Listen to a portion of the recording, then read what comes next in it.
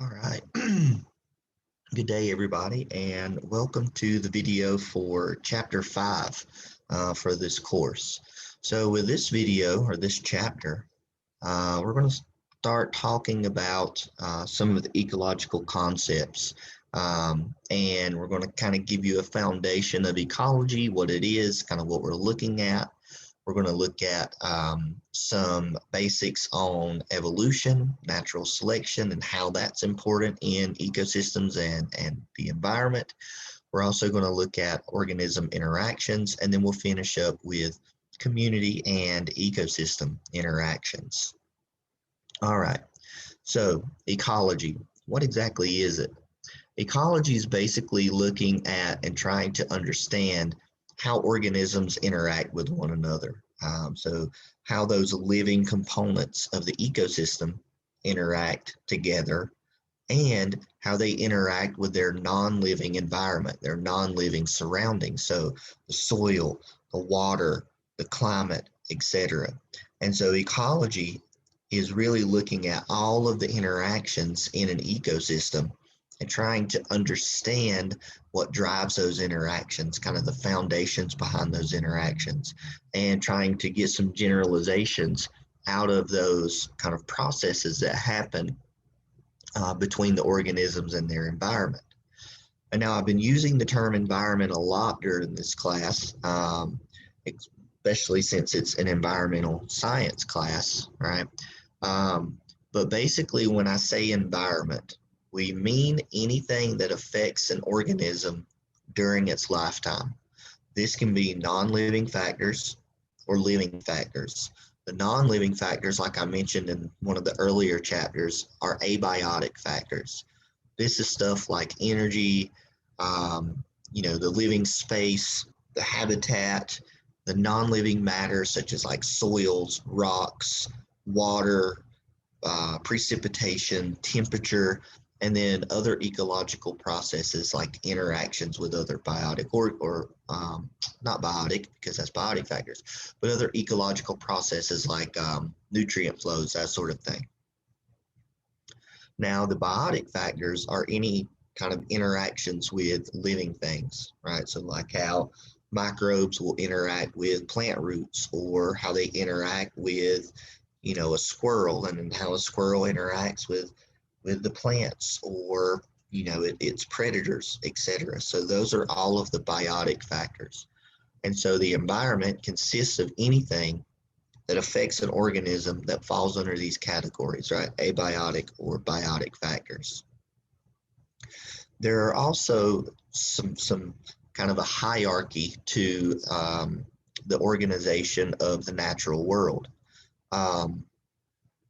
We can look at an individual organism, right, which can be, say, one rabbit, and that rabbit can interact with other species, okay, and then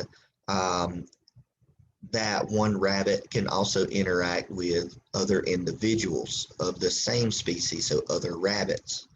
Now, in the hierarchy, the individual organism, so this is ecology, right? So organism is the lowest kind of level, but just know that for living things, there are levels below that. So there are atoms, molecules, macromolecules, cells, tissues, organs, organ systems, and then your organism, right? So we're kind of skipping that lower level and starting at the individual organism, the organismal level.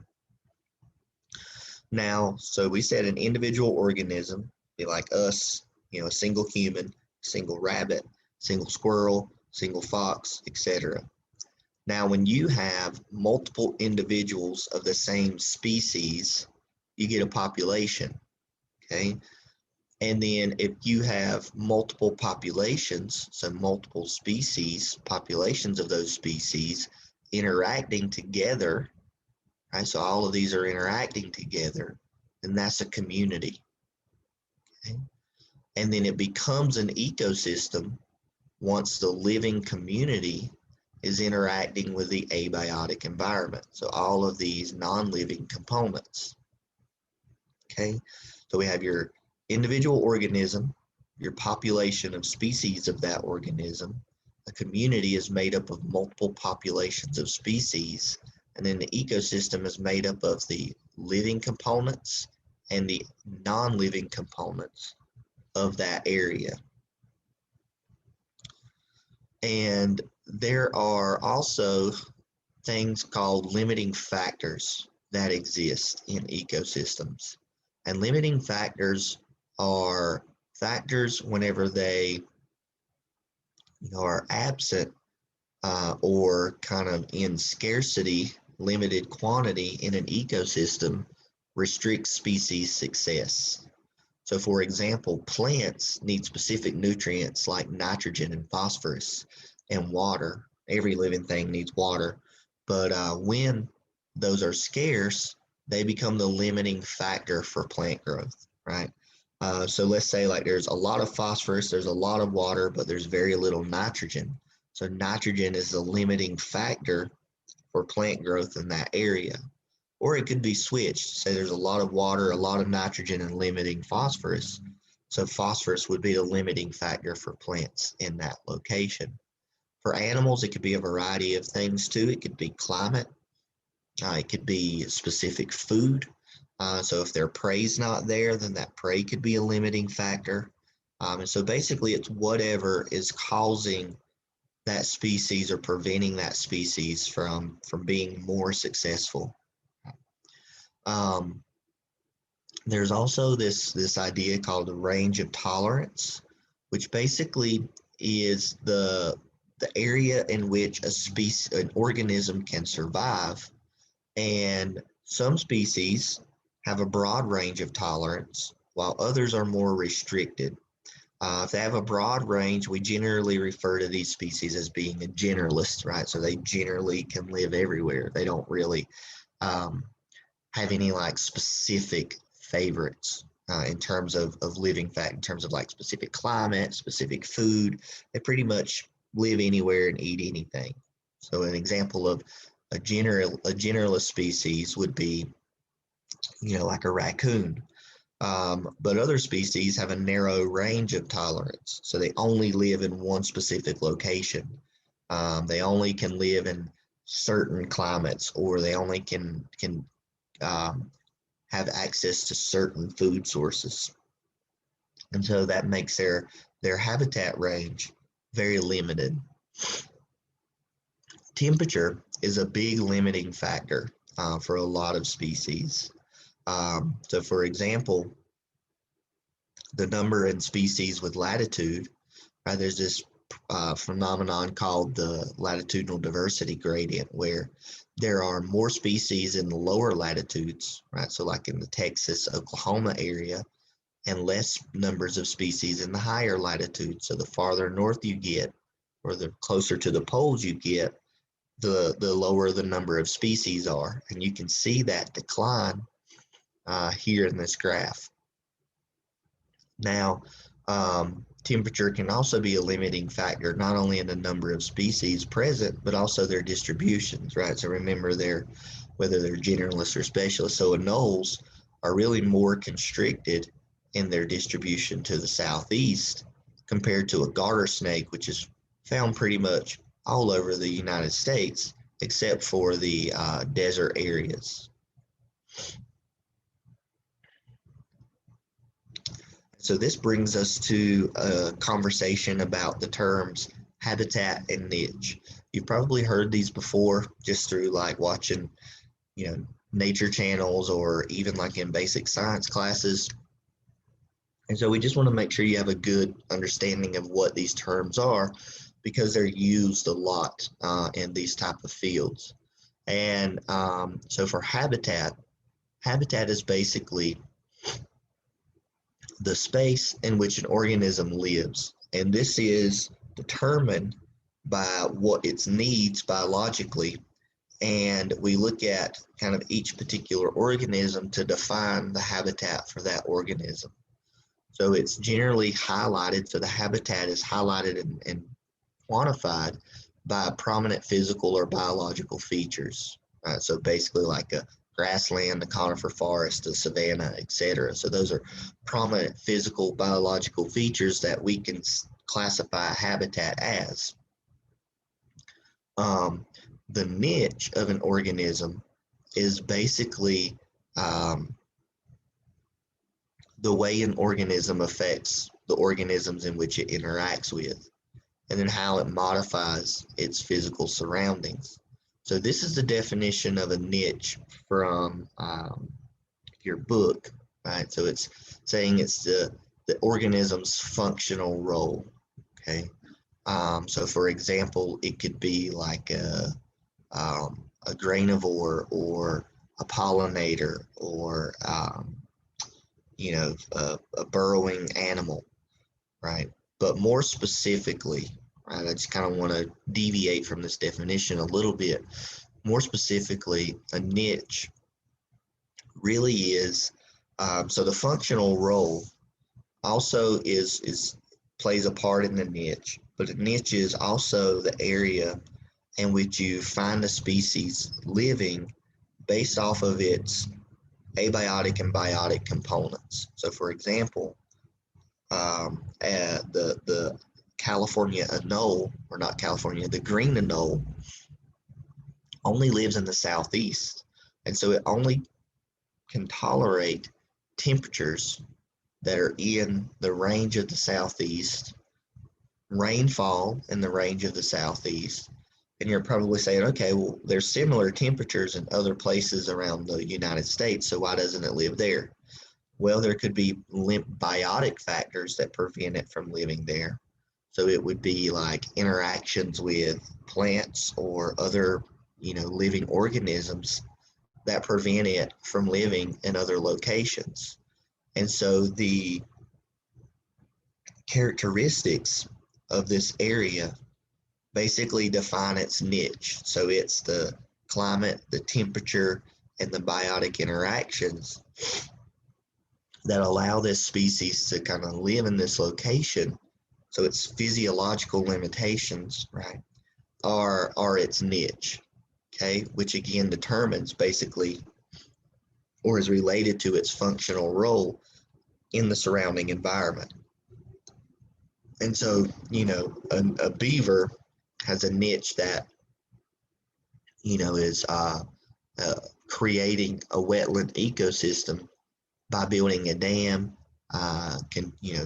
gnawing down trees, and the beaver ponds are providing that wetland habitat for other birds. Niche of a dandelion, right, is being pollinated by bees, by other insects, and then making seeds that blow through the wind. So this is like the functional portion of that. Okay.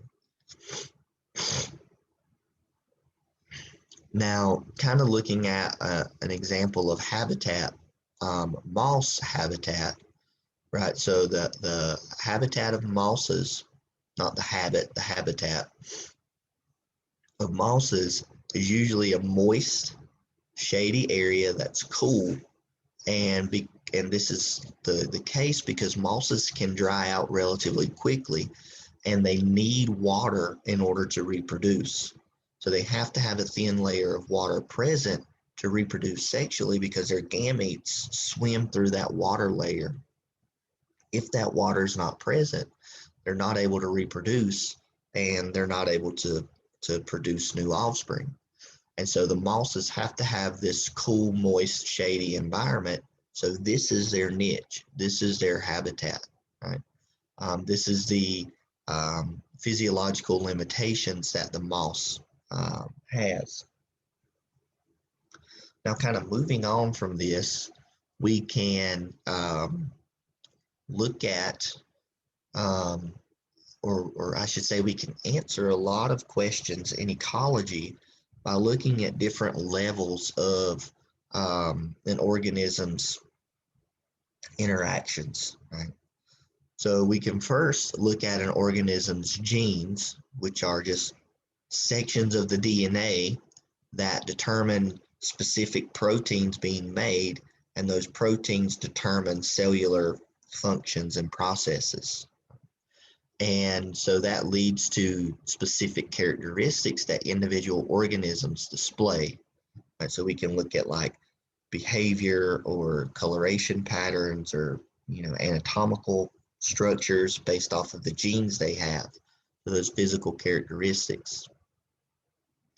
Now we can also look at organisms at a population level, which, like we mentioned earlier, includes all organisms of the same species within a specific area. So it has to be a specific region. So for example, humans exist all over the globe, right? But we have populations of humans within that distribution around the globe. So like the population's basically whatever region you define it. So you can have the population of people in Merced, the population of people at just Merced College, or the population of people in Merced County or California. So you could do like state by state populations. And so you can look at populations at basically whatever level you want, but that population is just a single species within a specific area. And what's cool is you can actually look at the genes within a population, and that can tell you a lot about the characteristics of that population. And the genes can actually differ between populations, right? So for example, genes in the people of the southeast or the northeast or the west can be different because of the populations and the cultures and um, and the gene flow within those different areas. And now a species is just a population of all the organisms that are capable of reproducing. So we define a species as two individuals that can reproduce and have fertile, viable offspring. And so this species definition is called the biological species concept. There are actually other definitions because bacteria don't reproduce sexually, and so that definition can't be applied to bacterial species. So there's other definitions for quantifying species, but the more common one that people usually use is the biological species definition, which is this definition. Individuals that can reproduce and have viable offspring that are also able to reproduce are classified as a species. So now what I want to just kind of get into a little bit is natural selection and evolution. So natural selection is defined as kind of this process that individuals in a species will reproduce and pass on their genes to the next generation. And so natural selection determines which organisms or which individuals will pass on their genes. And so basically, let's say you have these three populations of snails, and they have, you notice they have different coloration patterns, okay? Let's say that these coloration patterns provide an advantage, in that the darker coloration has a better camouflage than the lighter colorations. And so the darker colorations aren't consumed as often as these other two populations because they're slightly lighter. So that means the chance of population one living to reproduce and have offspring and pass on their genes is much higher than population 2 and 3. And so that means that population 1 is more fit because they will have more offspring and carry on more genes to the next generation compared to population 2 and 3. And over time, you should see the overall, because of gene flow between these populations, you would expect colorations to become darker over time in all three of these populations. And so the changes seen in the genes and the characteristics displayed over multiple generations is the process known as evolution, okay? So essentially what evolution is the change in the frequency of genes in a population, right? And so we have this entire population that's made up of kind of three smaller populations. And over time, because the population one has more favored genes, you would expect them to reproduce more. And so if they have gene flow with population two and then population three, over a long period of time, you would expect population two to become darker and then population three to eventually become darker.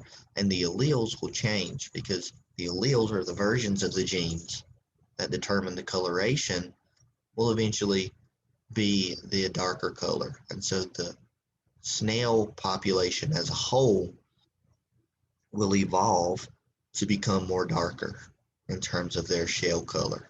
Okay, so that's kind of what evolution is essentially.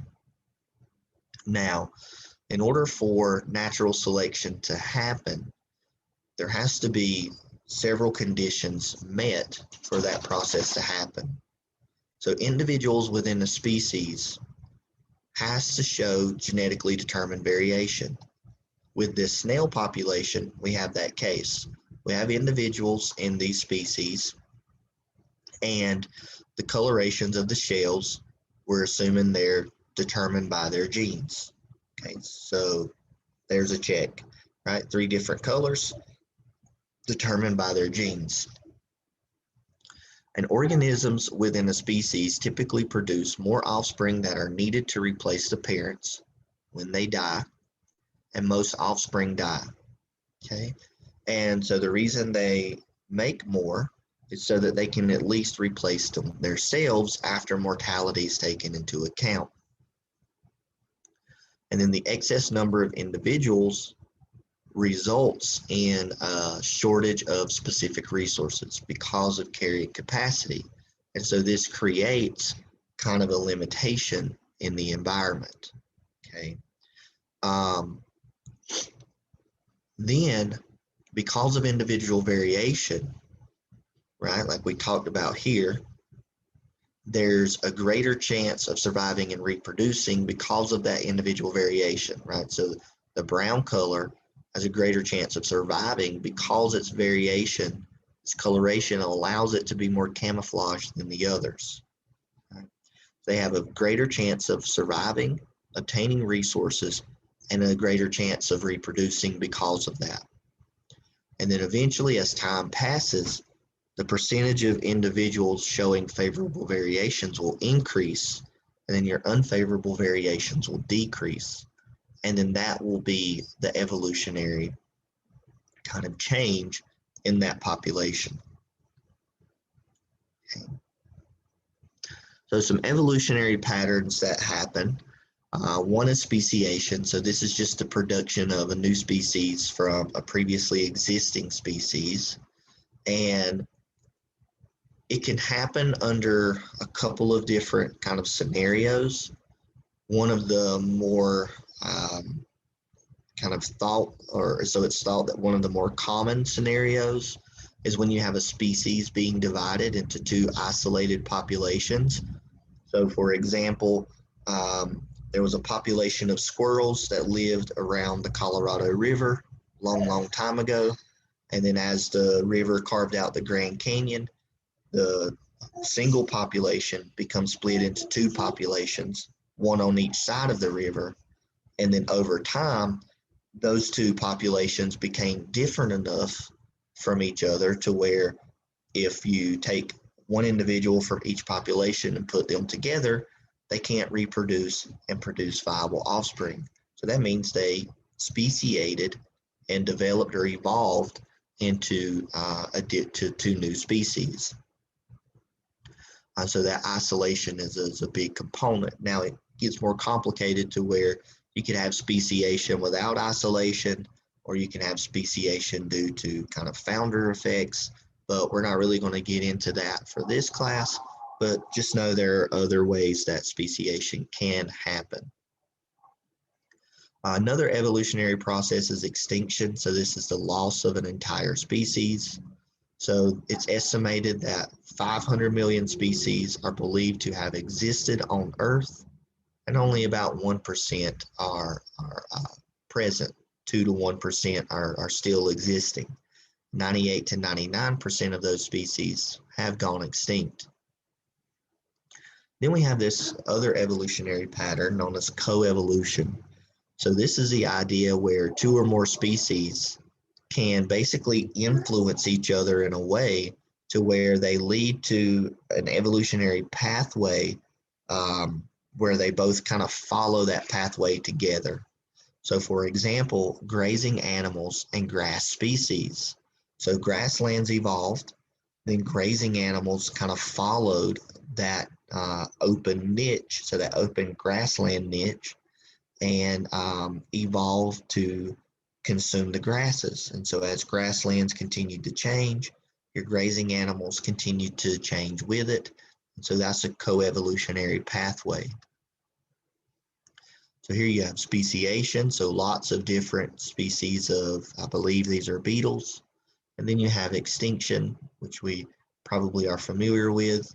The mammoth, the megafaunal extinction of the last ice age, so about 20,000 years ago. We had giant mammoths, mastodons. We had huge huge bison, giant armadillos, giant ground sloths, short-faced bears, dire wolves, saber-toothed cats. We even had American lions. We had American cheetahs. But all of those are now extinct and don't exist anymore. And what this image is showing is how change can happen through natural selection. Okay. And so this is basically a figure showing global increase of herbicide-resistant weeds. And so whenever herbicides were kind of first starting to be used on a large scale, the number of unique cases of resistant weeds were fairly low. But then over time, you get this exponential increase in resistance to unique cases of resistant weeds. This is basically the result of natural selection, right? So early on, there are only a small proportion, like maybe 1% of weeds that are resistant. Those weeds survive and all the others die. So herbicides are really good at killing weeds. But then over time, the ones that are resistant survive, they reproduce, they share their genes or transmit their genes to their offspring. So now their offspring are resistant. So now instead of 1% surviving, now you have like 5% surviving. And then, over time, those genes become more and more frequent in the population. And so your resistance increases. And so those populations are evolving to become resistant to that same herbicide. And so we have to develop more and more herbicides to target those resistant strains, which causes more and more environmental problems, as we'll talk about in later chapters. Now, for coevolution, right, we have this concept that two or more species can reciprocally influence the evolutionary direction of the other. So in other words, the organisms are affecting the evolution of other organisms. So they're influencing each other again to basically follow this common pathway or this common evolutionary trajectory. And so some different types of organismal interactions are things like predation. So this is a positive negative interaction where the predator gets a positive benefit and the prey gets a negative benefit. So the prey dies and then the predator gets it as a food source. So prey adaptation manifests in a higher reproduction rate. So basically, predators will become efficient at killing the food, and then the prey have to adapt to become more elusive to the predators. And so you get this coevolution or evolutionary arms race where the prey become better at being elusive, and then the predator get better at killing. And then the prey become better at hiding, and then the predators become better at spotting. And so they kind of continually one up each other in this interaction. Now, another interaction is competition. And so competition is when two organisms, two individuals are competing for the same resources. Now you can have intra-specific competition. So intra-RA is competition between members of the same species. So for example, two squirrel individuals competing for the same nut source of nuts or acorns. Interspecific competition is competition between different members of different species. So an example of this would be a squirrel and an acorn woodpecker competing for the same source of acorns. And so they're both competing for those acorns, but they're different species. So that's interspecific competition, ER. Intraspecific competition, RA, is members between the same species.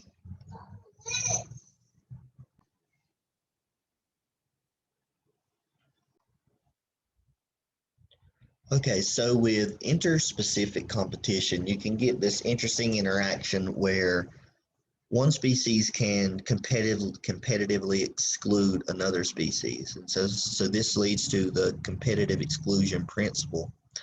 And it's basically saying that no two species can occupy the same ecological niche at the same place at the same time, and that the less fit species has to evolve into a slightly different niche. So basically what happens is, let's say if the squirrel and the acorn woodpecker are competing for the same foods resource, the acorns, right? If those acorns are limiting and there's not enough for those two species to exist and share, then the less fit species, so the species that cannot get the acorns as efficient as the other, will either be pushed out of that area, and so it will be excluded from that area because of competition, or that species has to evolve to occupy a different resource, say to gather, maybe pecans instead of acorns, right? And if that species again can't do that, then it's competitively excluded from that region, from that population. And so you get some really interesting dynamics with competitive exclusion principles and interspecific competition, where some species could live there based off of their climate tolerances and abiotic factors, but biotic interactions, so like competition, are preventing that species from existing in a specific location. And so here's an interesting kind of example of niche specialization where you have partitioning of a single tree by 5 different bird species. And so these different warbler species occupy different areas of a tree. So you have like the Cape May warbler, which is only in the top of the tree, the yellow rump warbler, which is really only in the bottom of the tree, and then like the bay-breasted, which is only in the middle areas of the tree. And so you have this kind of use and kind of division of the location in which they use this tree itself, and that allows these 5 species to kind of exist together when they probably wouldn't be able to share the resources otherwise. Now, another relationship or some other relationships that can exist between different species are symbiotic relationships. So symbiosis is this close interaction. This is usually long-term, and it's a physical interaction between two different species. And in the symbiotic relationships, at least one species is deriving a benefit from the interaction of the two. There are three main categories of symbiotic relationships. We have parasitism, commensalism, and mutualism. And we're going to go through kind of what each of these are in the next couple slides. So commensalism is a relationship where you have one organism benefiting and the other one really not being affected. The example here is remoras and sharks. So the remoras kind of, riding on the sharks, or staying close to the sharks. So like they don't ride on them, they stay close to them. And then whenever the shark eats food, the scraps that it doesn't get in its mouth, the remoras just kind of take up. So the remoras don't benefit the sharks, but the remoras get a benefit from being around the sharks. Another example could be like a bird nesting in a tree. The nest doesn't really cause any harm to the tree, it doesn't benefit the tree, but the tree provides a home for the bird. So the bird gets a positive effect while the tree gets no effect. So a commensalism is a relationship where one species benefits while the other species has no benefit. Mutualism is the relationship where both species benefit. Okay, and so this relationship most of the time is obligatory, meaning that each species needs that relationship in order to exist. And if that relationship is not present, then the species won't be able to exist under those certain situations. One of the more common examples of mutualisms are mycorrhizae. So mycorrhizae is a fungi that lives on plant roots, and it helps to kind of extend the surface area of the plant roots. So it allows the plant roots to have access to more water and more nutrients. And the mycorrhizae then can get carbohydrates and sugars from the plant roots. And so if the plant roots didn't have the mycorrhizae, they wouldn't be able to survive in that environment. And then the mycorrhizae wouldn't be able to survive if they didn't have the energy sources coming from the plant roots.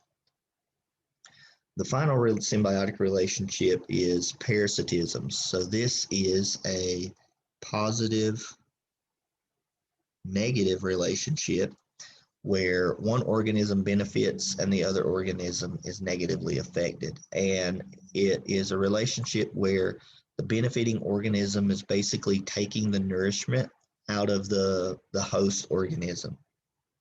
There are two different kinds of parasites. You have ectoparasites, which live on the host surface. So this is like fleas, lice, mold, etc. And then endoparasites, which live inside the body of the host. So like tapeworms, flukes, bacteria, fungi, etc. So here's some examples of parasitism.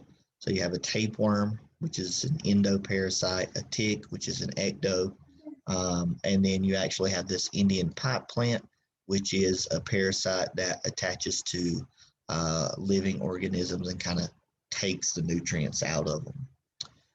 Commensalism, so here's a bird nest fern that is an epiphyte, so it benefits from living on the surface of the trees, but it doesn't really have an effect on the tree that it lives on. Here's an example of mutualisms. So you have your root nodules that have nitrogen fixing bacteria. So there's bacteria that lives in these root nodules that make nitrogen that the plants use, and then the bacteria get resources and a home by living in those nodules. Oxpeckers, so these birds removing parasites from the ungulates that live, so they say in the savanna. And so again, they're both benefiting by being cleaned and then by getting a food resource. So this oxpecker example is not an obligate relationship, so they probably could survive without each other, but it just benefits them even more to have that mutualistic relationship. Now, so we talked about populations, we talked about species, we talked about populations. So now we're going to look at communities and ecosystems. So community, remember, is a group of all the species populations that are interacting in one area. And then when you add in the abiotic components with that community, you get an ecosystem. So an ecosystem is that defined space where interactions take place between a community and its physical environment. Okay. So the major roles of organisms in ecosystems can be divided into different categories. So you can have producers, consumers, and decomposers. So producers are organisms that take inorganic energy and make it into organic energy. So this is things like plants, right? So plants will take sources of energy and make it into complex organic molecules from those inorganic substances in their environment. Consumers require organic matter, and the only way they get that is by consuming other organisms as a food source. Decomposers use non-living organic matter as a source of energy and raw materials to build their bodies. So consumers are consuming living matter, or was recently living, right? And then decomposers are breaking down that non-living organic matter that's accumulating, say, on the soil surface. We can break down consumers into different categories based on what they eat and kind of how they obtain their food. So your producer is always going to be a producer because it's either a plant or a phytoplankton that is producing organic chemicals from inorganic chemicals, or organic molecules from inorganic molecules. Right. And so primary consumers are kind of the first level above producers. They are usually herbivores that eat plants as a food source. Okay. A secondary consumer would be a carnivore. So this is the organisms that eat the herbivores. Okay. And so these are animals that eat other animals. And then we can have omnivores that consume both plants and animals. So they're kind of both a primary consumer and a secondary consumer as well. Another interesting interaction that exists in ecosystems is what's known as a keystone species. So a keystone species basically has this really important role in the management and maintenance of an ecosystem. And if you remove that species from that ecosystem, the ecosystem will most likely collapse and not function in a healthy way. So for example, when bison are present in the tall grass prairie ecosystems, they increase biodiversity by, their feces keeping nutrients recycled. They kind of trample down the grasses. They graze the grasses, which keep it at a certain level. And so they're really important for kind of maintaining diversity in those grassland ecosystems. Now, another example of a keystone species is the sea otter. So the sea otter lives in the kelp forest, say off the coast of California, and they eat sea urchins. And the sea urchins will eat the kelp, okay? And so the kelp forest ecosystem is there based on the fact that the kelp are present. Now, when the early settlers came over and started settling the West, they were killing sea otters for fur and the fats and oils that they have, and using that in the fur trade. And so that caused the sea otter populations to decline. Now, when the sea otter populations declined, they weren't keeping the sea urchin populations in check anymore.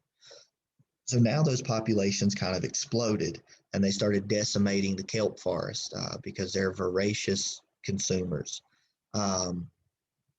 And so we started losing kelp forest along the coast of California. But then eventually there was a moratorium put into place, basically saying that we couldn't harvest sea otters anymore. And so the sea otter populations bounced back. Once the sea otter populations bounced back, they kept the sea urchin populations in check. And then we started getting kelp forests to regenerate up and down the coast of California. And so in that sense, a sea otter is a keystone species that is maintaining the health and function of the kelp forest ecosystem. Now, if we look at energy flow through ecosystems, kind of this producer-consumer decomposer levels, each step in the flow of the energy through an ecosystem is known as a trophic level, right? So producer to a consumer is one trophic level. So producer to primary consumer, and then say primary consumer to secondary consumer is another trophic level. And so as energy moves up trophic levels, so like when a deer eats grass, so that's one trophic level, most of the useful energy is lost as heat through our bodily functions, right? So through cellular respiration, etc. And so we're only transferring 10% of energy from one trophic level to the next.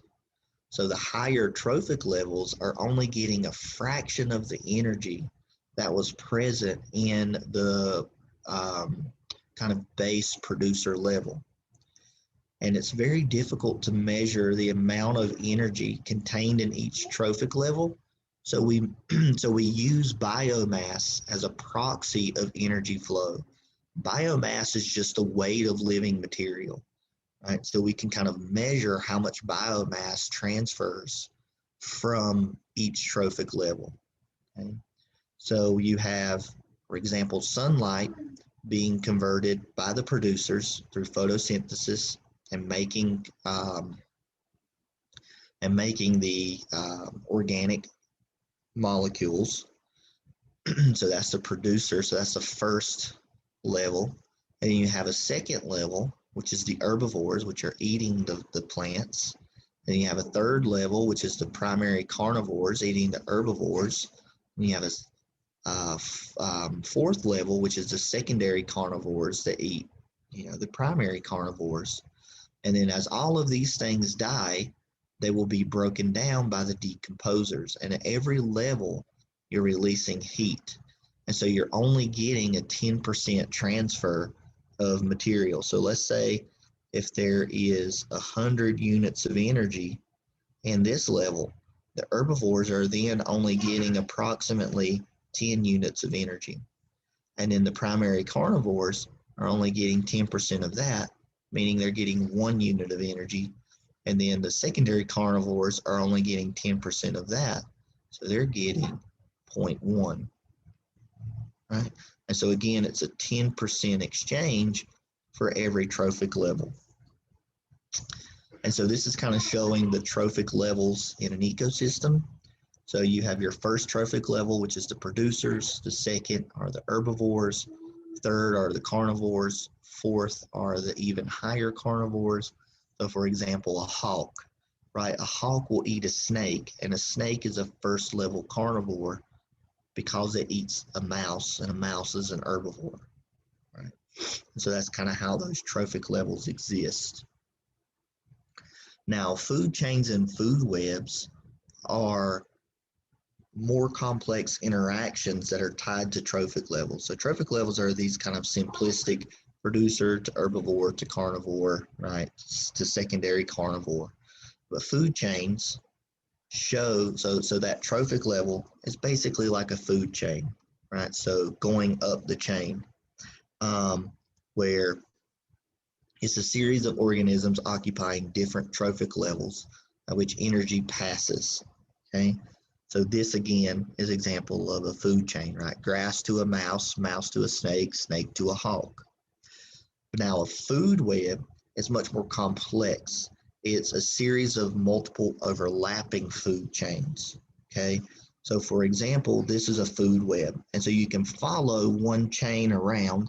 So the beetle eaten by the chipmunk, and the chipmunk eaten by the hawk. Right, so that's one food chain. Another food chain could be a beetle eaten by a chipmunk, chipmunk eaten by an owl. Right, so that's another one. Or then a beetle and a chipmunk to a fox. Right, so that's another one. But all of these are interacting in the same place. All of these food chains are existing in the same place, in the same ecosystem. And so you can use that to create a web to see how organisms are interacting.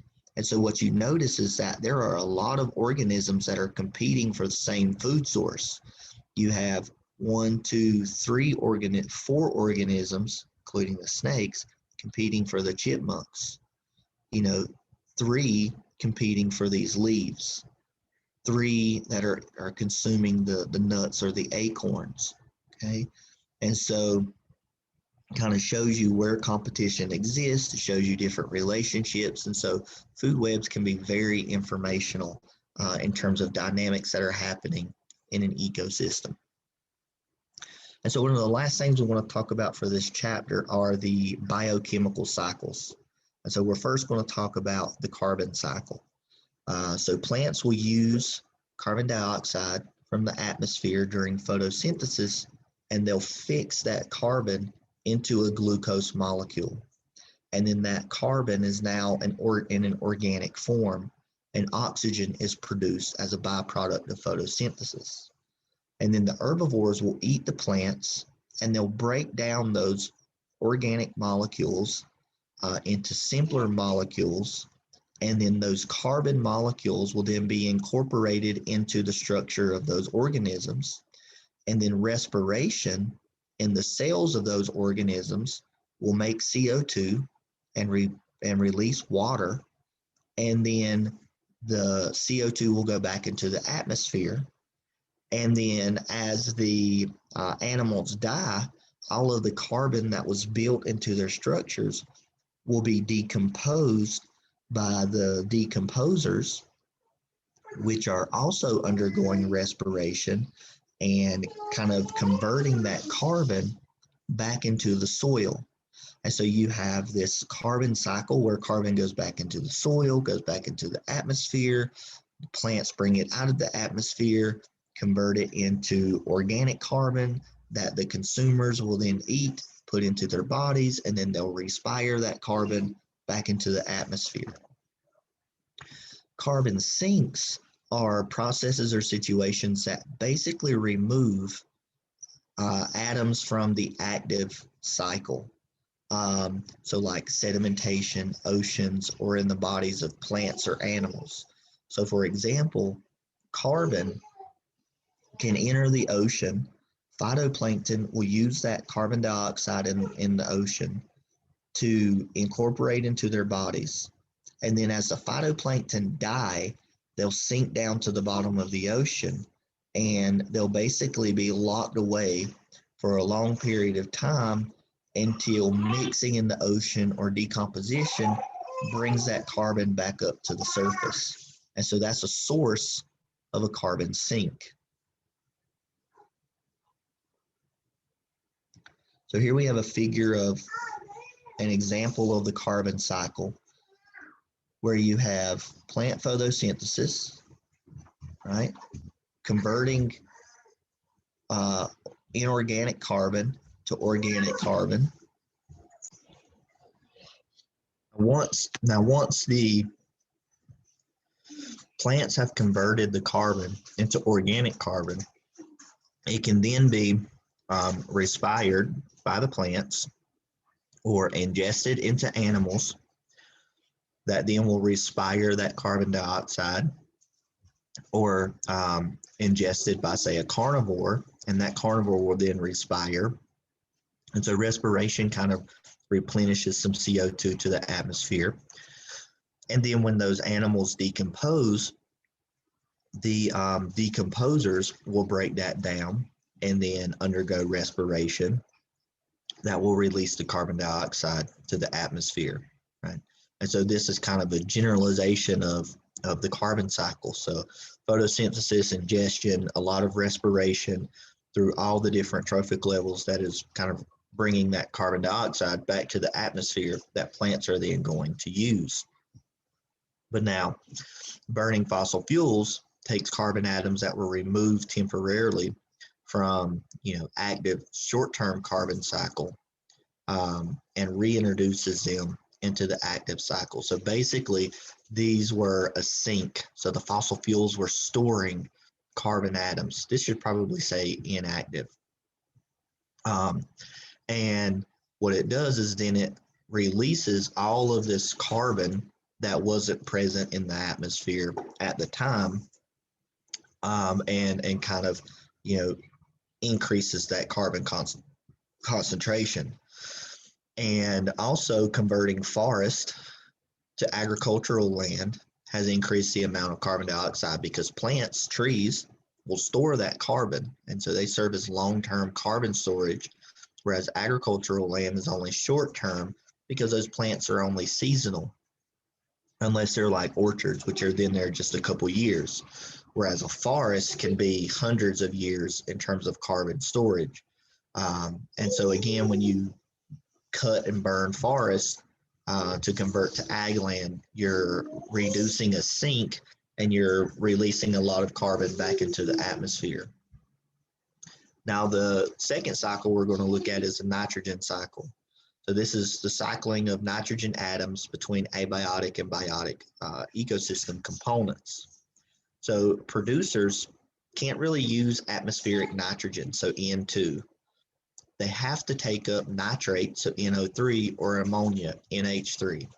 The way they do this is nitrogen-fixing bacteria will actually convert N2, so nitrogen gas, into NH3, into ammonia, and then decomposers can also break down nitrogen-containing molecules, releasing ammonia into the system. There's also nitrifying bacteria that will convert ammonia to nitrate or nitrite, and then that can then be converted into nitrate. So basically, nitrifying bacteria ends up converting ammonia to usable nitrate for plants.